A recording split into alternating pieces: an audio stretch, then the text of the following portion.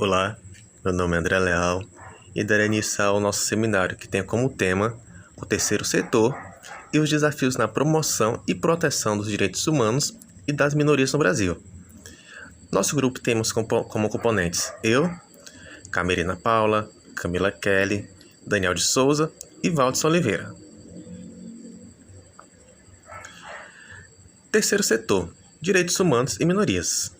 Esse é um tema que é muito gostoso de falar porque ele trata sobre algo que todos nós temos, mas às vezes não percebemos. São nossos direitos, os direitos humanos em si.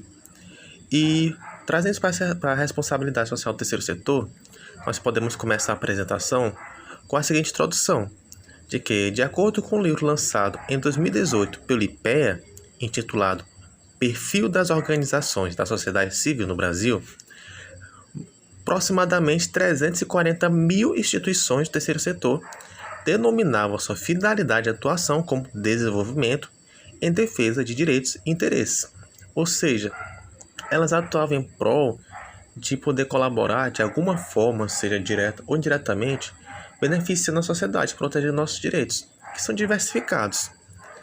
E de acordo com a Unicef Brasil, como consta no site dela, os direitos humanos pertencem a todos e todas e a cada um de nós igualmente. Ou seja, todos nós temos direitos, independente de quem seja, e todos nós temos direitos iguais. Ela define os direitos humanos como sendo normas que reconhecem e trazem proteção e dignidade a todos os seres humanos. E os direitos humanos trazem diversas vertentes, trazem tópicos relacionados à educação, saúde, segurança, nacionalidade, justiça, coisas que fazem parte do nosso dia que às vezes nem percebemos, mas que só existem porque é garantido pelos direitos humanos e reforço, é garantido também pela Constituição Federal que dá uma sustentação mais porque direitos humanos oferece. Direitos humanos é o máximo, digamos assim, e a Constituição ela dá uma reforçada daquilo que direitos humanos já estabelece, que está lá no nosso artigo 5º, que são as garantias de direitos fundamentais. No tocante ao terceiro setor, é formado por instituições sem fins lucrativos. Essas instituições se constituem formalmente e têm gestão própria. No entanto, o que diferencia das instituições públicas ou privadas é seu caráter voluntário e o fato de realizar suas atividades sem visar ao lucro. Podemos usar como exemplo de instituição de terceiro setor aqui em Teresina a ONG MP3, que é uma instituição aqui localizada na zona sul da cidade, que tem o objetivo de capacitar pessoas de condições financeiras mais humildes, sem visar lucro, apenas fazer com que elas tenham mais oportunidades de vida, seja no trabalho, nos estudos, graças a capacitações que elas recebem. Termino por aqui minha participação e vamos discorrer mais sobre esse tema que é tão bom de falar com o nosso próximo apresentador do seminário. Obrigado pela atenção. Olá pessoal, meu nome é Daniel, acadêmico do 8º período de Administração Pública da Universidade Federal do Estado do Piauí, do Polo de Altos.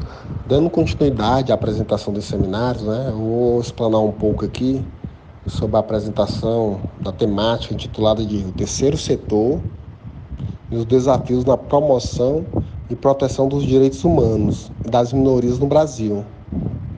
A temática abordada será são deveres dos direitos humanos. Nós trazemos aqui 5 tópicos, No primeiro tópico nós vamos ter 2, que o primeiro é a universalidade e inalienabilidade, ou seja, todas as pessoas do mundo têm direito a eles. Ninguém pode desistir deles, ou nem os outros podem retirar de alguém. Nós podemos trazer um exemplo prático aqui, basicamente nesse primeiro tópico, universalidade, que ninguém pode retirar, por exemplo, a vida de ninguém. Nem o próprio cidadão ele pode renunciar da própria vida. Por isso que ele fala, universalidade e inalienabilidade. Logo em seguida, nós vamos ter o que é a indivisibilidade, ou seja, eles são inerentes à dignidade de toda pessoa humana. Consequentemente, todos têm o mesmo valor como direitos. Não há hierarquia entre eles. Ou seja, pessoal, os direitos humanos ele veio para igualar todo mundo. Não, aqui nos direitos humanos nós não podemos falar em distinção, seja ela religiosa, seja ela por raça, seja ela por opinião, seja ela política. O terceiro tópico ele é intitulado de interdependência e interrelação. Ou seja, pessoal, a realização de um direito muitas vezes depende de todo ou de uma parte dele, da realização dos outros. Nós podemos dizer que, né, como nós falamos anteriormente, não há hierarquia, mas a realização do direito, basicamente, às vezes ele é assegurado por um direito já estipulado, por uma determinada lei. Como nós falamos de direitos humanos, essa lei ela tem que ser abrangente a todos, sem distinção.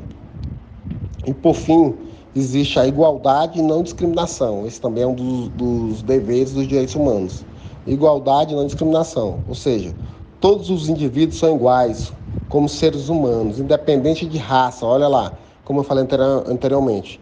Independente de raça, cor, sexo, etnia, idade, idioma, religião, opinião política, origem social ou até mesmo deficiência, né? Porque isso nós podemos dizer que não, perante os direitos humanos não há uma distinção, se você tem alguma deficiência ou não. Em linhas gerais, os direitos humanos são universais, pessoal. O que quer dizer que não são aplicados de forma igual e sem discriminação a todas as pessoas. Os direitos humanos são inalienáveis e ninguém pode ser privado de seus direitos humanos. Eles podem ser limitados em situações específicas. Aí você fala, em que situação específica, Daniel? Existe hoje, de uma maneira prática, as situações específicas que há distinção. Por exemplo, na concorrência de concurso público, hoje nós temos a classificação por concorrência ampla, cotas raciais e deficiência. Nesses casos aqui, pessoal, que são as situações específicas ao qual os direitos humanos aceitam distinção. Muito obrigado pela atenção e assim eu finalizo aqui a minha explicação sobre a temática abordada. Olá, pessoal, boa tarde. Me chamo Camila. Eu vou dar continuidade à apresentação do nosso seminário, ainda falando sobre os deveres dos direitos humanos. Bom, a gente vai falar um pouco sobre participação e inclusão, onde especifica que cada pessoa e todos os povos eles têm direito à participação ativa, livre e significativa no desenvolvimento civil, político, econômico, social e cultural, por meio dos quais os direitos humanos e as liberdades fundamentais podem ser realizados.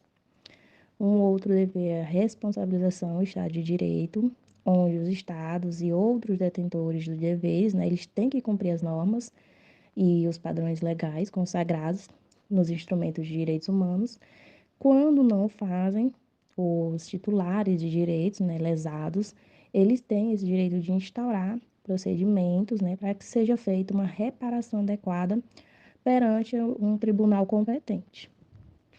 Dando continuidade à apresentação do seminário da disciplina de responsabilidade social do terceiro setor, eu vou falar um pouco a respeito dos direitos humanos.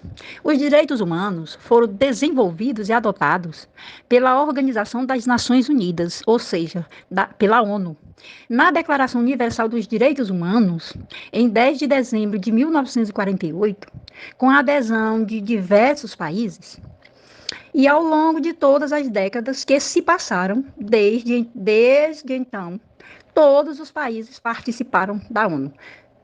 Também se comprometem a cumprir esse documento. No entanto, sabe-se que nem sempre é isso que acontece. Muitos estados ou grupos nacionais violam as cartas dos direitos humanos. O exemplo mais comum a se pensar na violação dos direitos humanos são os casos de ditaduras que impõem penalidades ao seu próprio povo, restringindo a liberdade de expressão, de pensamento livre, condenando sujeitos por pensarem diferente ao que foi imposto por meio da tomada de poder. E aí, o meu amigo vai terminar a nossa disciplina, que é o Valderson, que vai continuar terminando a nossa apresentação. Nós temos algumas instituições como exemplo, que é o Brasil, que pratica ações para redução de impacto do consumo do desgaste de resíduos em ambiente natural. E também temos aqui o projeto África Tarina, que desenvolve atividade de prevenção de resgate de culturas e das tradições afro-brasileiras. Também tem uma instituição, o Bicho, que atua na proteção e defesa do direito à vida dos animais na rua, vítimas da maus trato. E também temos essa aqui, a APACO, Associações dos Pequenos Agricultores. Tem como objetivo de estimular e assessorar o desenvolvimento da agricultura no grupo na região do oeste de Santa Catarina. Boa noite, eu vou continuar aqui o assunto.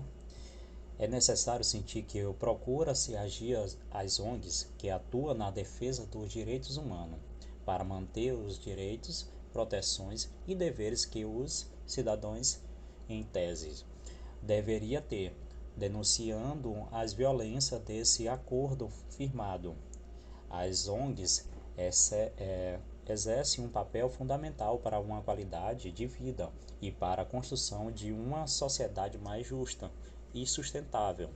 Geralmente, as ONGs são criadas para suprir uma deficiência de Estado, cumprindo um papel de assistência e geração de oportunidades que deveria ser desempenhada pelo governo.